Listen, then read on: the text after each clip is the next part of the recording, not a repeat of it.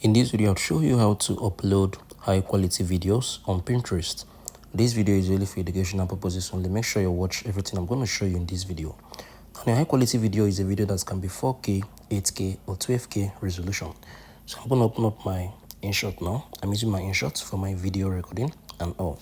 So if you tap on this upload button, you're going to see resolution option. So tap on it. Select 4K. Select 4K. Use the frame rate. It should be 60. MOV, set it to MP4.